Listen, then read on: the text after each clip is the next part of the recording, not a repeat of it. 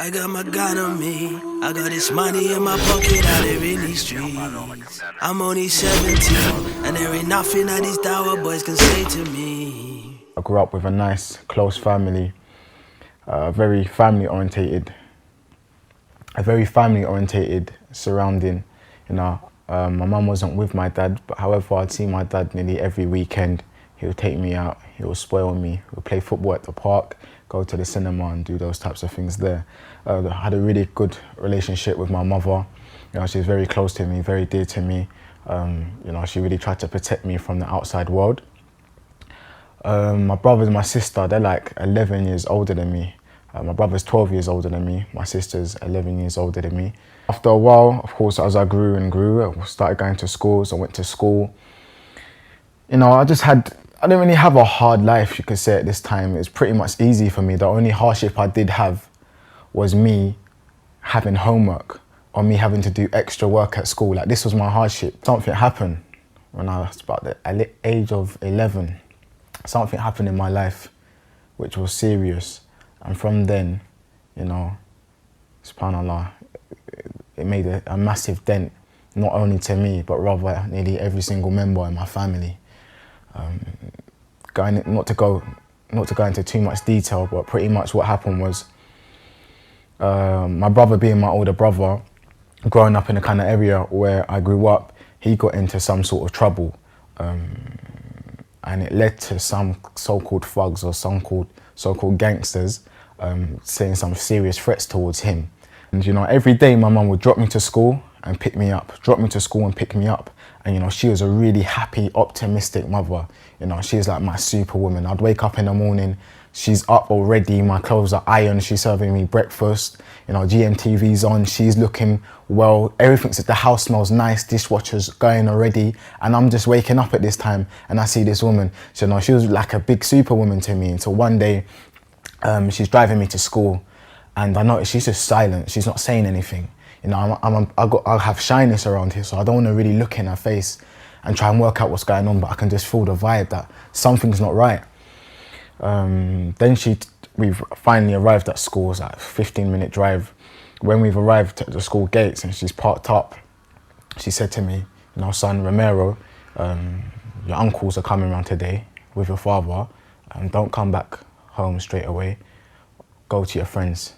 Straight after school, go to your friends. And this was not normal whatsoever. My mum didn't feel, because the kind of area we grew up in, my mum didn't feel comfortable with me traveling alone by myself. So I knew something was up.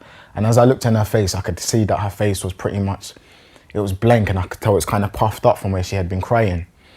So I just had a horrible feeling that day. So I've gone to school and it's just on my mind. The reason why it's on my mind, my uncle and father, the way my mum said it, I knew that they weren't coming around to say hello and drink tea. It was something serious, you know. Normally when they come around, there's a serious matter that requires manpower to deal with it. So anyway, I've gone to my friend's house, we got the bus, and normal day, it was quite a nice day actually. And I went to my friend's house, then we went to the back of the estates. The back of the estates, like normal kids, we're just playing football, right? And as we're playing football, about 45 minutes after that, we've noticed that one in the back of the flats, there's loads of smoke going off. And we're like, what's that? So we run over there, and then police have come and a fire engine. And as we're still playing football and mucking around right next to the police, I've heard the police officer or the police woman's radio go off, and it said, pretty much, please attend to a lady who's saying she's receiving some serious threats. Then they read out the address, and to my surprise, it was my address. I could not believe it. I didn't know what to do. So I looked at my friend, I said, I'm going home. The police car drove and sped off.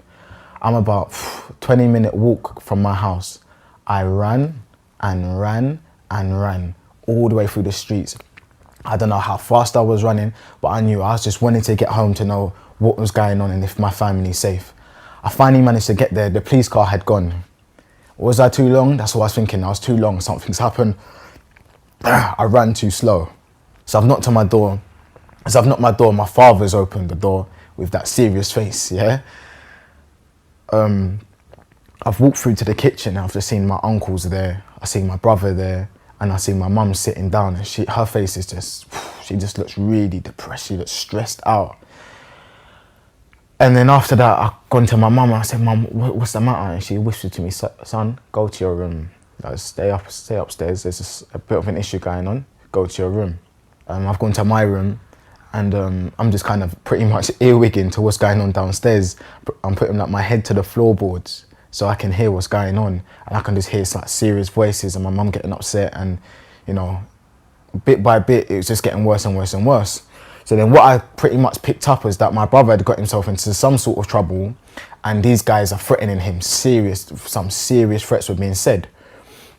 So then my brother's got a phone call, and the phone call was swearing, and he's replied, "Come in and come outside. I'll be waiting for you outside now." And then he shouted again, "I'm outside now." So he's walking like down the stairs saying, "I'm outside." As he's walked outside, my father and all my uncles have run outside. My mum's run upstairs in my room. I'm looking up the blinds at this time, yeah? And all I've seen is 2 cars go past. It's dark now, yeah? It's about 8, 9 o'clock. It's dark, and I've seen 2 cars just go past and slowly pull up at the side. It was like a clown car. You know them cars where it's a small car and you've got like 15 clowns running out? I'm not joking. Out of those 2 cars, the amount of people come out of these cars, I'm not joking, it was like good 15 people were running. It's like they had another car somewhere else, but there was just loads of guys running and screaming, like they were hyping. They sounded high off drugs, like proper monkey noises they were making, screaming. I don't know, I think this is what these so-called thugs do nowadays, or these gangsters, wannabe gangsters do nowadays, to hype themselves up. They start screaming like they're gonna go for a serious guerrilla war. And I'm looking out the window, and then all of a sudden, bang, it's here. A loud bang. And my mum I looked at my mum, she put her hand on her mouth and she said, "Oh my gosh, I just heard a gunshot." Then another bang. And then she said, "Oh my gosh." And it happened to be 2 gunshots went off. When I hear the story now, my dad told me the story. Now I'm older. He said, "Well, what happened that day was I've walked out and I said, you know, which one is so-and-so?" Asking for the main person who's caused this drama with my brother, who's Red Hair. And then they've kind of got a bit intimidated by him because he's one man walking to a whole bunch of guys with all their hoods up confidently. So they're thinking, what? This man, he must be a serious man. So he said, well, what they've done is they've pulled the gun out on me and they shot and missed. I haven't gone down. Nothing's happened. And my dad even says, I don't know. My dad says, I think it was God or an angel that came to protect me. May Allah guide him. And then I said, okay, what about the second shot? He said the gun jammed in his hand. He got the gun and gave it to somebody else. And then he was fiddling with the gun.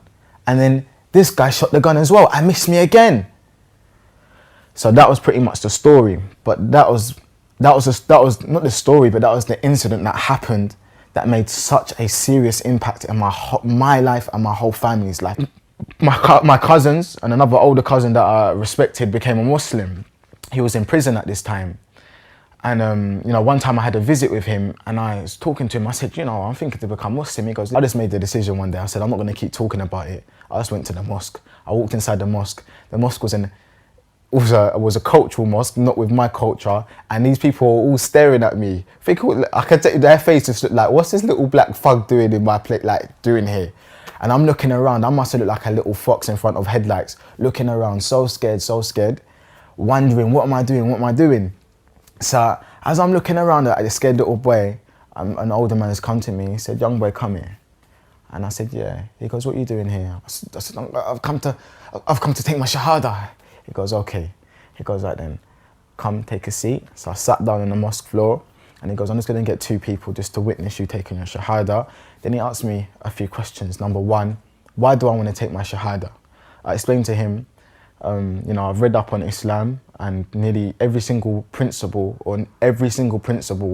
and teachings in Islam is what I believe in anyway, but I just didn't understand it. Like, I believed in one God. I believed in all those prophets. I didn't believe that Jesus was actually God's son, but I believed he was an amazing prophet and he did do all those miracles. I believe in angels and pretty much all the pillars and the principles of Islam I accepted anyway before I was even a Muslim. There's just certain things that had to be broken down. Then he said, okay, repeat after me.